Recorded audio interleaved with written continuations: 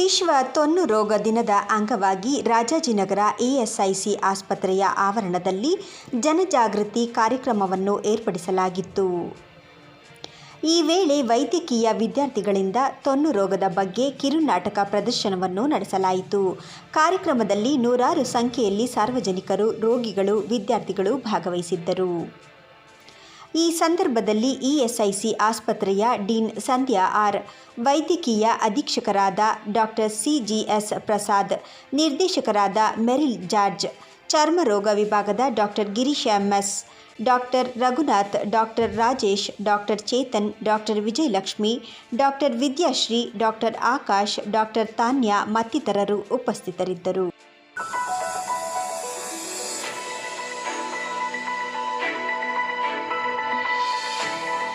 ವಿಶ್ವ ತೊನ್ನು ರೋಗದ ಬಗ್ಗೆ ಅರಿವು ಮೂಡಿಸುವಂತಹ ದಿನ. ಇಎಸ್ಐ ವೈದ್ಯಕೀಯ ವಿದ್ಯಾರ್ಥಿಗಳು ಈಗಷ್ಟೇ ಒಂದು ಕಿರುನಾಟಕವನ್ನು ಪ್ರದರ್ಶಿಸಿದ್ದಾರೆ. ತೊನ್ನು ಅಂದರೆ ಒಂದು ಸಾಂಕ್ರಾಮಿಕ ರೋಗವಲ್ಲ ಅಥವಾ ಒಂದು ಸಾಮಾಜಿಕ ತೊಂದರೆಯೂ ಅಲ್ಲ, ಚರ್ಮಕ್ಕೆ ಸಂಬಂಧಪಟ್ಟ ಒಂದು ಕಾಯಿಲೆ ಅನ್ನೋದನ್ನು ಎಲ್ಲರಿಗೂ ತಿಳಿಸೋಕ್ಕೆ ನಾವು ಇಂದು ಇಲ್ಲಿ ಸೇರಿದ್ದೇವೆ. ಎಲ್ಲರಲ್ಲೂ ನಮ್ಮ ಕಳಕಳಿಯ ವಿನಂತಿ ಏನಂದರೆ, ತೊನ್ನು ಇದ್ದವರು ನಿಮ್ಮ ಫ್ಯಾಮಿಲಿಯಲ್ಲಾಗಲಿ ಫ್ರೆಂಡ್ ಸರ್ಕಲಲ್ಲಾಗಲಿ ಇದ್ದರೆ ಅವರನ್ನು ಕಳಂಕಿತರಂತೆ ಕಾಣಬೇಡಿ, ಅವರನ್ನು ಪ್ರೀತಿಯಿಂದ ನೋಡಿ ಮತ್ತು ಅವರಿಗೆ ಸೂಕ್ತ ಚಿಕಿತ್ಸೆ ಕೊಡಿ. ನಮ್ಮ ಆಸ್ಪತ್ರೆಯ ಚರ್ಮ ವಿಭಾಗದಲ್ಲಿ ಸೂಕ್ತ ತಪಾಸಣೆ ಮಾಡಿ ಚಿಕಿತ್ಸೆ ಕೊಡುವ ವ್ಯವಸ್ಥೆ ಇದೆ, ಅದನ್ನು ಬಳಸ್ಕೊಳ್ಳಿ. ಈ ಒಂದು ಸಾಮಾಜಿಕ ಕಳಕಳಿ ಎಲ್ಲರಿಗೂ ಇರಲಿ ಅಂತ ವಿನಂತಿಸುತ್ತೇನೆ. ತೊನ್ನು ರೋಗ ಅಂದರೆ ಶಾಪ ಆಗಲಿ ಪಾಪ ಆಗಲಿ ಏನೂ ಅಲ್ಲ. ಎಲ್ಲರ ಚರ್ಮದಲ್ಲೂ ಒಂದು ಮೆಲನಿನ್ ಅನ್ನೋ ಒಂದು ಅಂಶ ಇರುತ್ತೆ. ಅದ್ರ ಮೇಲೇ ನಾವು ಬೆಳ್ಳಗಿರ್ಬೋದು ಅಥವಾ ಬ್ರೌನ್ ಕಲರ್ ಇರ್ಬೋದು, ಈ ಒಂದು ಪಿಗ್ಮೆಂಟ್ಗೆ ಸಂಬಂಧಪಟ್ಟ ತೊಂದರೆ ಇರುತ್ತೆ. ಆದ್ದರಿಂದ ಚರ್ಮದಲ್ಲಿ ಬಿಳಿಯ ಕಲೆಗಳಾಗಿರುತ್ತದೆ. ಇದು ಕುಷ್ಠರೋಗ ಅನ್ನೋದು ಬೇರೆ.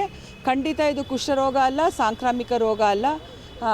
ಈ ತೊನ್ನು ರೋಗ ಇರೋರು ನಮ್ಮಂತೆಯೇ ಸಮಾಜದಲ್ಲಿ ಒಬ್ಬರು ಅಂತ ನಾವು ನೆನೆಸ್ಕೋಬೇಕು. ಸಂಪೂರ್ಣವಾಗಿ ಗುಣ ಮಾಡೋದು ಕಷ್ಟ ಇದೆ. ಆದರೆ ಆರಂಭಿಕ ಹಂತದಲ್ಲಿ ಬಂದರೆ ತಕ್ಕ ಮಟ್ಟಿಗೆ ಗುಣಪಡಿಸ್ಬೋದು. ಅನೇಕ ರೀತಿಯ ಚಿಕಿತ್ಸೆಗಳಿವೆ ಇದಕ್ಕೆ. ಇವತ್ತು ಜೂನ್ 25ನೇ ತಾರೀಕು ವಿಶ್ವ ತೊನ್ನು ದಿನ ಎಂದು ಆಚರಿಸ್ತಾ ಇದ್ದಾರೆ. ಇದು ಏನಂದರೆ, ಮೇಡಮ್ ಹೇಳ್ದಂಗೆ ನಮ್ಮ ಒಂದು ಚರ್ಮದಲ್ಲಿ ಮೆಲನೋಸೈಟ್ ಅಂದಿರುತ್ತೆ. ಅದು ಮೆಲನಿನ್ ಪಿಗ್ಮೆಂಟ್ ಅನ್ನೋ ಒಂದು ಪಿಗ್ಮೆಂಟ್ ಸೆಕ್ರೀಟ್ ಮಾಡ್ತಾ ಇರುತ್ತೆ. ನಮ್ಮ ಮೈಯಲ್ಲಿ ಅದು ಸೆಕ್ರೀಟೇ ಆಗಿಲ್ಲ ಅಂದರೆ ಚರ್ಮ ಬೆಳ್ಳದಾಗಿರುತ್ತೆ. ಸುಮಾರಾಗಿ ಸ್ವಲ್ಪ ಸೆಕ್ರೀಟ್ ಆದರೆ ಬೆಳ್ಳಗೆ ಕಾಣ್ತಾರೆ. ಕೆಲವರಿಗೆ ಜಾಸ್ತಿ ಆದರೆ ಕಪ್ಪಗಿರ್ತಾರೆ. ತುಂಬ ಮೀಡಿಯಮ್ ಆದರೆ ಅವರು ಗೋಧಿ ಬಣ್ಣ ಇರ್ತಾರೆ. ಸೊ ಈ ಕಲರ್ ಬರೋದು ಆ ಪಿಗ್ಮೆಂಟಿಂದ. ಹಂಗಾಗಿ ಕೆಲವು ಸಲ ಸೆಕ್ರೀಟ್ ಆಗದೇ ಇರೋದ್ರಿಂದ ಅವ್ರನ್ನ ಬೇರೆ ರೀತಿಯಲ್ಲಿ ಅವ್ರನ್ನ ನೋಡಿ ಅವ್ರನ್ನ ಇದು ಮಾಡಿಸೋದ್ರಲ್ಲಿ ಅರ್ಥ ಇಲ್ಲ. ನಾವು ಹಾಗೆ ನೋಡೋದ್ರಿಂದ ಅವ್ರಿಗೆ ಏನಾಗುತ್ತೆ, ಸೆಲ್ಫ್ ಕಾನ್ಫಿಡೆನ್ಸ್ ತುಂಬ ಕಡಿಮೆ ಆಗುತ್ತೆ. ಆಮೇಲೆ ಪಾಪ ಅವರು ಒಂದು ಏನು ಮಾಡೋಕ್ಕೂ ಇವಾಗ ನೋಡಿದ್ರಲ್ಲ ಪೇಷಂಟ್ ಪಾಪ ಅವರು ಎಷ್ಟು ಕಷ್ಟಪಡ್ತಾ ಇದ್ದಾರೆ ಅಂದ್ಬಿಟ್ಟು ಇದೆಲ್ಲ ತೆಗಿಬೇಕು. ಇದೆಲ್ಲ ನಾವು ತುಂಬ ಅವೇರ್ನೆಸ್ ಸ್ಪ್ರೆಡ್ ಮಾಡಿ ಇಂಥದೆಲ್ಲ ಮುಂದೆ ಅವ್ರನ್ನೂ ನಮ್ಮ ಒಂದು ಇಂಟಿಗ್ರೇಟ್ ಮಾಡ್ಕೊಂಡು ಸೊಸೈಟಿಲಿ ಬದುಕಬೇಕು ಅಂತ ಎಲ್ಲರೂ ಇರಬೇಕಾಗತ್ತೆ. ಇದೊಂದು ಆಚರಣೆ ಅಲ್ಲ. ಏನಾಗಿದೆ ಅಂದರೆ, ಒಂದು ಚರ್ಮದ ಮೇಲೆ ಒಂದು ಬಿಳಿ ಮಚ್ಚೆ ಬಂದರೆ ಅವರು ಮಾನಸಿಕವಾಗಿ ತುಂಬ ಕುಗ್ತಾರೆ ಮೊದಲನೇದಾಗಿ. ಅದಲ್ಲದೆ ಅವರ ರಿಲೇಟಿವ್ಸ್ ಇರ್ಬೋದು, ಫ್ರೆಂಡ್ಸ್ಗಳಿರ್ಬೋದು, ತುಂಬ ಅದೆಲ್ಲ ಇದೆ. ತುಂಬ ತಾರತಮ್ಯ, ಮೂಢನಂಬಿಕೆ, ತಪ್ಪು ತಿಳುವಳಿಕೆ ತುಂಬಾ ಇದೆ ವೈದ್ಯರಿಗೆ.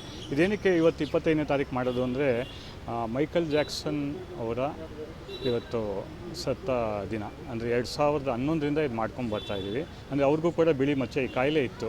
ಅದ್ರ ಬಗ್ಗೆ ಈಗ ಜನರಲ್ಲಿರೋ ಇದೆಲ್ಲ ಅರಿವು ಮೂಡಿಸೋದಕ್ಕೋಸ್ಕರ ಇದು ಮಾಡ್ತಾಯಿದ್ದೀವಿ. ಅಂದರೆ ಈಗೇನಾಗುತ್ತೆ, ಈಗ ಒಬ್ಬರು ತೊಂದು ಬಂತು ಅಂತ ಹೋದರೆ ಅವರು ಒಂಥರ ಮೂಲೆ ಗುಂಪಾಗ್ಬಿಡ್ತಾರೆ. ಅವ್ರು ಯಾರ ಹತ್ರನೂ ಬೆರೆಯೋಕ್ಕೆ ಹೋಗಲ್ಲ. ಒಂಥರ ಮಾನಸಿಕವಾಗಿ ಕುಗ್ಗಿ ಖಿನ್ನತೆಗೆ ಒಳಗಾಗ್ತಾರೆ. ಇದೆಲ್ಲ ಏನಂದರೆ, ಇನ್ನೂ 21ನೇ ಶತಮಾನದಲ್ಲೂ ಹಲವಾರು ಈಗ ನಮ್ಮ ಹತ್ರ ನೋಡ್ತೀವಲ್ಲ, ಖಿನ್ನತೆಗೆ ಒಳಗಾಗಿ ಕೆಲವರು ಸೂಸೈಡ್ ಮಾಡ್ಕೊಳ್ಳೋಕ್ಕೂ ಕೂಡ ಹೋಗಿರೋಂಥದ್ದಿದೆ. ಸೊ ಜನರಲ್ಲಿ ಇದ್ರ ಬಗ್ಗೆ ಒಂದು ಅರಿವು ಮೂಡಿಸೋದಕ್ಕೆ ನಮ್ಮದೊಂದು ಪ್ರಯತ್ನ. ಇದು ನಮ್ಮ BDS ಅಂತ ಹೇಳ್ತೀವಿ, ಬ್ಯಾಂಗ್ಳೂರ್ ಡರ್ಮೆಟಾಲಜಿ ಸೊಸೈಟಿ ಮತ್ತು ಇಂಡಿಯನ್ ಅಸೋಸಿಯೇಷನ್ ಆಫ್ IADVL ಅಂತ. ಇದ್ರ ವತಿಯಿಂದ ಸತತವಾಗಿ ನಾವು ಹಲವಾರು ಕಾರ್ಯಕ್ರಮಗಳು ಮಾಡ್ತಾಯಿದ್ದೀವಿ ಪೇಷಂಟ್ ಅವೇರ್ನೆಸ್, ಜಾಗೃತಿ ಮೂಡಿಸೋದಕ್ಕೆ. ಸೊ ಇವತ್ತು ಅದೇ ರೀತಿ ಬೀದಿ ನಾಟಕ ಮಾಡಿದ್ರು, ನೀವು ನೋಡ್ಬೋದು ಯಾವ ಥರ. ಈಗ ಒಬ್ರಿಗಿದ್ದಾರೆ, ಅವ್ರ ಕೈಲಿ ಊಟ ಮಾಡೋಲ್ಲ, ನೀವು ಅದು ನಮ್ಮ ಪೇಷಂಟಿಂದ ಕೇಳಬೇಕು. ನೀವು ಅವರೊಬ್ಬರನ್ನೇ ಮಾತಾಡಿದ್ರೆ ಪಾಪ 1/4 ಗಂಟೆ ನನ್ನ ಹತ್ರ ಹೇಳ್ಕೊಂಡ್ರು ಅವರು ಹತ್ಕೊಂಡು ಈ ಥರ ರಿಲೇಟಿವ್ಸ್ ಪೂಜೆ ಮಾಡಿದೆ ಮನೆ ಯಾರೂ ಬಂದಿಲ್ಲ ಅಂತ ಹೇಳ್ತಾರೆ. ಈಗಲೂ ಇಷ್ಟು ತಾರತಮ್ಯ ಬೇಕಾ ಇದಂತ. ಈಗ ನೀವು ಕೆಲವು ಕಡೆ ಎಲ್ಲ ಹೋದರೆ, ಹಳ್ಳಿ ಕಡೆ ಎಲ್ಲ ಮಳೆ ಬಂದಿಲ್ಲ ಅಂದರೆ ಊತಿರೋದನ್ನ ತೆಗೆದುಬಿಟ್ಟು ಸುಡ್ತಾರೆ. ಆ ಥರ ಇನ್ನು ಎಲ್ಲಿದ್ದೀವಿ ನಾವು ಅಂತ ಇದು ನಾವೊಂದು ಆತ್ಮಾವಲೋಕನ ಮಾಡ್ಕೋಬೇಕು. ಮುಖ್ಯವಾಗಿ ಹೇಳಬೇಕು ಅಂದರೆ ಎರಡೇ ಈಗ ಒಂದು ಏನಂದರೆ, ಈಗ ತೊಂದಿರೋ ಪೇಷಂಟ್ಗೆ ತಾಳ್ಮೆ ಬೇಕು. ಒಂದು ತಾಳ್ಮೆ ಅಂದರೆ ಈಗ ದೀರ್ಘಾವಧಿ ಕಾಯಿಲೆ ಆದ್ದರಿಂದ ತುಂಬ ಟೈಮ್ ತೊಗೊಳುತ್ತೆ ಟ್ರೀಟ್ಮೆಂಟ್ ಯಾವುದೇ ಸ್ಪಂದಿಸಬೇಕಾದ್ರೂ. ಒಂದು ತಾಳ್ಮೆ, ಮತ್ತು ಎರಡನೇದು ಅವರು ಈಗ ಒಳ್ಳೊಳ್ಳೆ ಚಿಕಿತ್ಸೆ ಅವೈಲೇಬಲ್ ಇದೆ ಇದಕ್ಕೆ. ಈಗ ಏನು ಅಡ್ವಾನ್ಸ್ಡ್ ಇದೆ, ನಾವು ತುಂಬಾ ಎಂಥ ಇದನ್ನು ಲೈಕ್ ಆರ್ಟಿಫಿಷಿಯಲ್ ಇಂಟೆಲಿಜೆನ್ಸ್ ಅದನ್ನು ಉಪಯೋಗಿಸ್ಕೊಂಡು ನಾವು ಮೊದಲೇ ಕಂಡುಹಿಡ್ಕೊಂಡು ಎಲ್ಲ ಇದು ಮಾಡ್ಬೋದು. ಓನ್ಲಿ ಥಿಂಗ್ ಏನಂದರೆ ತಾಳ್ಮೆ ಬೇಕು ಇದು ಪೇಷಂಟ್ಗೆ. ಬಟ್ ಯಾರು ಬೇರೆಯವರಿದ್ದಾರೆ ಅವ್ರಿಗೇನೆಂದರೆ, ಅವ್ರಿಗೆ ಜೊತೆ ಎಲ್ಲ ಮುಖ್ಯವಾಹಿನಿಯಲ್ಲೂ ಅವರು ಮುಂದೆ ಬರೋ ಥರ ಎಲ್ಲ ಚಟುವಟಿಕೆಗಳು, ಸಾಮಾಜಿಕ ಕಾರ್ಯಕ್ರಮಗಳಲ್ಲಿ ಅವ್ರಿಗೂ ಅವಕಾಶ ಕೊಟ್ಟು ಅವರು ಮುಂದೆ ಬರೋ ರೀತಿ ಮಾಡಬೇಕಾಗತ್ತೆ. ಅದೇ ಅಲ್ಲಿ ಕೇಳ್ಕೊಳ್ಳೋದು. ಡಾಕ್ಟರ್ ರೀತಿ ನಾವು ಎಲ್ಲ ಒಳ್ಳೆಯ ಇದು ಕೊಡ್ತಾಯಿದ್ದೀವಿ. ಮೇಯ್ನಾಗಿ ಕೌನ್ಸಿಲಿಂಗು, ಏನು ಆಪ್ತ ಸಮಾಲೋಚನೆ ಎಲ್ಲ ಮಾಡಬೇಕು. ಇದಕ್ಕೆ ಒಳ್ಳೆ ಟ್ರೀಟ್ಮೆಂಟ್ ಇದೆ. ಪೇಷಂಟ್ಗಿರ್ಬೋದು, ಇಲ್ಲಾಂದರೆ ಅವ್ರ ಜೊತೆ ಇರೋ ರಿಲೇಟಿವ್ಸು, ಫ್ರೆಂಡ್ಸು, ಇಲ್ಲ ಸಾರ್ವಜನಿಕರಿಗೆ ಏನು ಹೇಳೋಕ್ಕೆ ಇಷ್ಟಪಡ್ತೀನಿ ಅಂದರೆ, ಇದು ಒಂಥರ ಬೇರೆ ರೀತಿ ಕಾಯಿಲೆ ಇದ್ದ ಹಾಗೆ. ಇದಕ್ಕೂ ಒಳ್ಳೊಳ್ಳೆ ಟ್ರೀಟ್ಮೆಂಟ್ ಇದೆ. ಇವಾಗ ಆಧುನಿಕವಾಗಿಯೂ ಒಳ್ಳೆ ಮಾತ್ರೆಗಳಿರ್ಬೋದು, ಅದನ್ನು ಸ್ಪ್ರೆಡ್ ಆಗ್ದಲೇ ನೋಡ್ಕೊಳಂಗೆ ಅದಕ್ಕೂ ಟ್ರೀಟ್ಮೆಂಟ್ ಇದೆ. ಇವಾಗ ಬಿಳಿ ಮಚ್ಚೆಯಲ್ಲಿ ಕಲರ್ ಉತ್ಪತ್ತಿ ಮಾಡೋವಂಥ ಲೈಟ್ ಥೆರಪಿ ಇರ್ಬೋದು, ಹೂವು ಥೆರಪಿ ಅಂತ ಹೇಳ್ತೀವಿ, ಕ್ರೀಮ್ಗಳಿದೆ. ಅದರಿಂದ ಒಳ್ಳೆ ಚಿಕಿತ್ಸೆನೂ ಕೊಡ್ಬೋದು. ಅದ್ರ ಜೊತೆಗೆ ಸಮಾಜ ಅವರನ್ನು ಅಕ್ಸೆಪ್ಟ್ ಮಾಡಿಕೊಂಡ್ರೆ ಅವರಿಗೆ ಖಿನ್ನತೆ ಆಗೋದಾಗಲಿ, ಅವರಿಗೆ ಕೀಳರಿಮೆ ಆಗೋದಾಗಲಿ ತಪ್ಪುತ್ತೆ. ಅದೇ ಜೀವನದ ಉದ್ದೇಶ. ಯಾವುದೇ ಕಾಯಿಲೆ ಇದ್ರೂ ಅವರು ಕಾನ್ಫಿಡೆಂಟಾಗಿರಬೇಕು. ಇದು ಸಾಮಾಜಿಕ ಸುಧಾರಣೆಯಿಂದ ಸಾಧ್ಯವೇ ಹೊರತು ಒಳ್ಳೆ ಚಿಕಿತ್ಸೆ ಯಾವುದೇ ರೀತಿಯ ಚಿಕಿತ್ಸೆಗಿಂತ ಹೆಚ್ಚಾಗಿ ಸಾಮಾಜಿಕ ಸುಧಾರಣೆ ಆಗಬೇಕು. ಅದರಿಂದ ರೋಗಿಗಳಿಗೆ ಮತ್ತು ಸಮಾಜಕ್ಕೆ ಒಳ್ಳೆಯದಾಗುತ್ತೆ. ಎಲ್ಲ ಹಾಡ್ಕೊಡ್ತಾರೆ ನಿಜೇನ. ಯಾರೋ ನಮ್ಮ ಏನಾಗಬೇಕು, ಯಾರು ಕಳ್ದಂತ ಯಾರು ಬರ್ತಾ ಇಲ್ಲ. ಇವಾಗ 2 ತಿಂಗಳಿಂದ ಗಿರೀಶ್ ಸರ್ ಹೇಳಿದ್ದು ತೋರಿಸೋ ಸರಿ ಆಗುತ್ತೆ. ನಾನು ಇವಾಗ 2 ತಿಂಗಳಿಂದ ತೋರಿಸ್ತಾನೆ, ಸ್ವಲ್ಪ ಕಮ್ಮಿ ಆಗೈತೆ. ರೋಗವೋ, ಶಾಪವೋ, ಪೂರ್ವ ಜನ್ಮದ ಕರ್ಮವೋ ಅಂತ ಬಹಳಷ್ಟು ಜನ ಹೋಮ, ಹವನ, ಪೂಜೆ, ಪುನಸ್ಕಾರ ಅಂತ ಮಾಡಲು ನೋಡಿಸ್ತಾರೆ. ಇನ್ನಷ್ಟು ಜನ ಇಲ್ಲಪ್ಪ, ಇದು ಒಂದು ರೀತಿ ಕಾಯಿಲೆ, ಅಂಟ್ರೋಗ, ಒಬ್ಬರಿಂದ ಇನ್ನೊಬ್ಬರಿಗೆ ಬರುತ್ತೋ ಏನೋ ಅಂತ ಜನರಿಂದ ನಾವು ದೂರ ಇರಬೇಕು ಅಂತ ಇರ್ತಾರೆ. ಅವರನ್ನ ಆಡ್ಕೊಳ್ತಾರೆ, ಹೀಯಾಳಿಸ್ತಾರೆ. ಬೇರೆ ಬೇರೆ ತರ ತಪ್ಪು ಕಲ್ಪನೆಗಳಿವೆ, ಮೂಢನಂಬಿಕೆಗಳಿವೆ. ಇಂದು ಜೂನ್ 25 ವಿಶ್ವ ಶ್ವೇತ ಚರ್ಮ ದಿನ ಎಂದು ಆಚರಿಸಲಾಗುತ್ತದೆ. ಈ ವರ್ಷದ ಥೀಮ್ ಬಂದು innovation for every skin powered by AI. ಅಂದ್ರೆ ಟೆಕ್ನಾಲಜಿ ಮೂಲಕ ಶ್ವೇತ ಚರ್ಮ ಹಾಗೂ ಹಲವಾರು ಚರ್ಮ ರೋಗಗಳನ್ನು ಗುರುತಿಸೋದು. ನಾವು ESIC ವಿದ್ಯಾರ್ಥಿಗಳು ವಿಟಿಲಿಗೋ ಬಗ್ಗೆ ಮಾಹಿತಿ ನೀಡಲು ಒಂದು ನಾಟಕವನ್ನು ಪ್ರಸ್ತುತಪಡಿಸುತ್ತೇವೆ.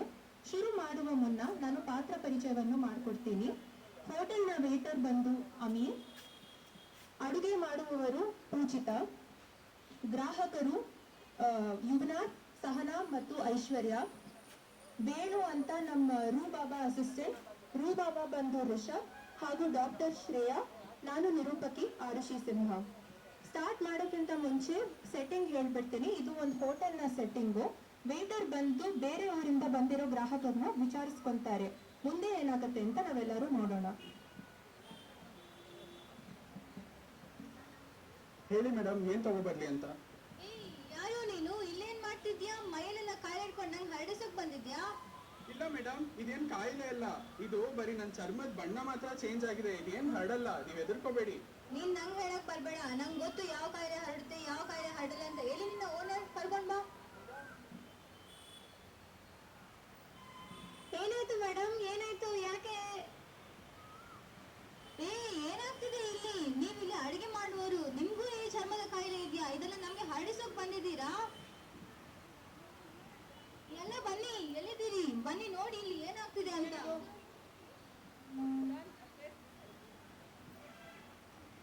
ಅಯ್ಯೋ, ನೀವೆಲ್ಲರೂ ತಪ್ಪಾಗಿ ತಿಳ್ಕೊಂತಿದ್ದಾರೆ. ಇದು ಚರ್ಮ ರೋಗ ಮಾತ್ರನೇ. ಇದೇನು ಬೇರೆಯವ್ರಿಗೂ ಸ್ಪ್ರೆಡ್ ಆಗೋದು ಏನಿಲ್ಲ. ಇದು ಜಸ್ಟ್ ಚರ್ಮದು ಮಾತ್ರನೇ. ನಾವು ಎಷ್ಟೊಂದು ವರ್ಷದಿಂದ ನಾವು ಇದು ಹೋಟೆಲ್ ನಡೀತಿದ್ದೀವಿ. ಇದು ನಮ್ದು ಫೇಮಸ್ ಹೋಟೆಲ್. ಇದು ಹಿಂಗೆಲ್ಲ ಹೇಳ್ಬೇಡ ಮ್ಯಾಮ್. ಇದೇನು ಬೇರೆಯವ್ರಿಗೂ ಸ್ಪ್ರೆಡ್ ಏನಾಗಲ್ಲ. ಚರ್ಮದ ಕಾಯಿಲೆನೋ ಕುಷ್ಠರೋಗನೋ ಯಾರಿಗೆ ಗೊತ್ತು?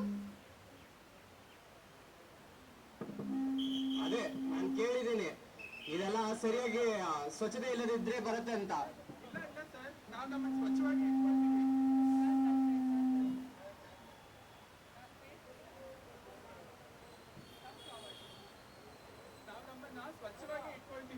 ನಾವೆಲ್ಲ ಕ್ಲೀನ್ ಆಗಿ ಇಡ್ತೀವಿ ಇಲ್ಲಿ. ಅಯ್ಯೋ ಇದು ಯಾವ ಶಾಪನೋ ಏನೋ, ನಿಮ್ ಶಾಪ ನಮಗೂ ಹತ್ತಿಸ್ತಾ ಇದ್ದೀರಾ? ಅಯ್ಯೋ ಹಂಗೆಲ್ಲ ಹೇಳ್ಬೇಡ, ಇದೇನು ಶಾಪ ಇಲ್ಲ ಗೀಪ ಇಲ್ಲ, ಇದು ಚರ್ಮದ ಕಾಯಿಲೆ ಮಾತ್ರನೇ. ನೋಡಿ ಅವ್ರ ಬಣ್ಣ, ಅವ್ರ ಮೈ ಬಣ್ಣ ಕಪ್ಪಾಗಿದೆ, ಅವರು ಸ್ವಚ್ಛವಾಗಿಲ್ಲ, ಅವರೇ ಸ್ವಚ್ಛವಾಗಿಲ್ಲ. ಇನ್ನು ಹೋಟೆಲ್ ಯಾವ ತರ ಇಟ್ಟಿದಾರೋ ಏನೋ. ಇಲ್ಲಿ ನಿಮ್ಗೆ ಹೀಗೆಲ್ಲ ಹೇಳಿದ್ರೆ ಅರ್ಥ ಆಗಲ್ಲ, ನಿಮ್ಗೊಬ್ರನ್ನ ಕರೆಸ್ತೇನೆ.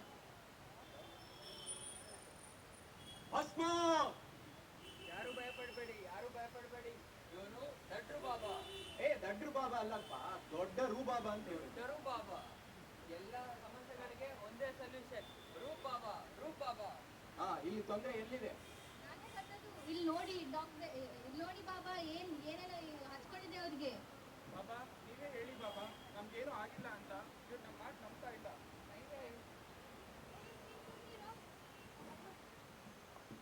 ನೀನ್ ಸುಮ್ನಿರೋ ಬಾಬಾ, ನೀವೇ ಹೇಳಿ, ಇವ್ರ ಬಣ್ಣ ಬಯಲ್ ಮಾಡಿ, ಇವ್ರಿಗೆ ಯಾವ ಭೂತ ಹತ್ತಿದೆಯೋ ಏನೋ, ಇವ್ರದೇ ಶಾಪನೆಲ್ಲ ನಮ್ಗೆ ಹತ್ತಿಸ್ತಾ ಇದ್ದಾರೆ. ಏನ್ರಿ, ತರಕಾರಿ ತೊಳಕ್ ಹೋದ್ರೆ ಬಟ್ಟೆ ಅಂಗಡಿ ಹೋಗ್ತೀರಾ? ಇಲ್ಲೂ ಅದೇ ಕೆಲಸ ಆಗಿದೆ.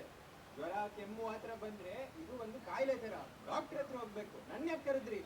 ಬೆಳಗಿನ 3 ಕ್ಲೈಂಟ್ ಇದ್ದಾರೆ, ಅದನ್ನ ಬಿಟ್ಟು ಇಲ್ಲಿಗೆ ಬಂದಿದ್ದೀನಿ. ಎಲ್ಲಮ್ಮ, ಯಾರೋ ಡಾಕ್ಟರ್ ಇದ್ದೀರಾ? ಬನ್ನಿ ಇಲ್ಲಿ. ನಮಸ್ತೆ, ನಾನು ಡಾಕ್ಟರ್ ಶ್ರೇಯಾ. ಏನಾಯ್ತು?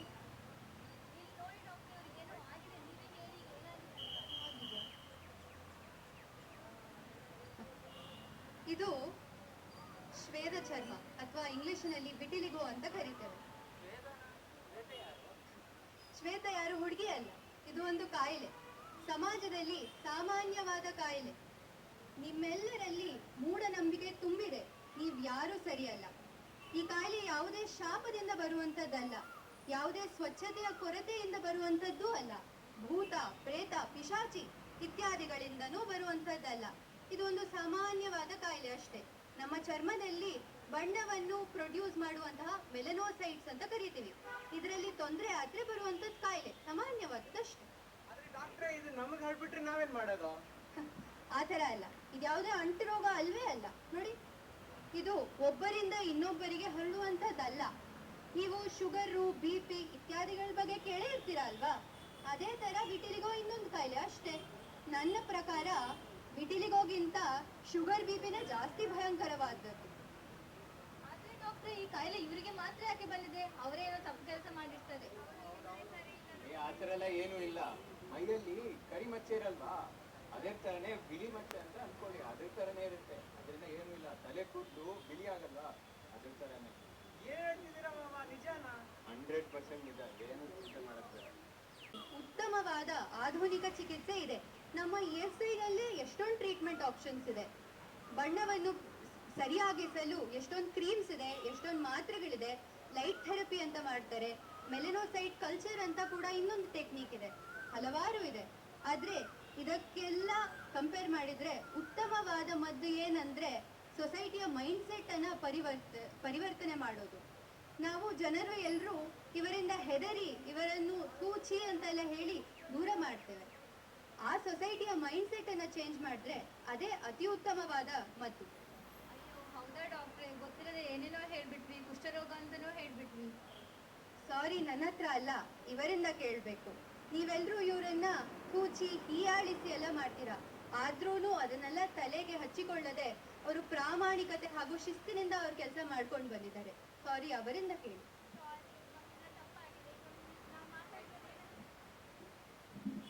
ನಾವು ಮಾತಾಡಿರೋದು ನಿಮ್ಮ ಮನಸ್ಸಿಗೆ ಹತ್ತಿದ್ರೆ ತಪ್ಪಾಯ್ತು, ಕ್ಷಮಿಸ್ಬಿಡಿ, ಏನು ಹಚ್ಕೋಬೇಡಿ.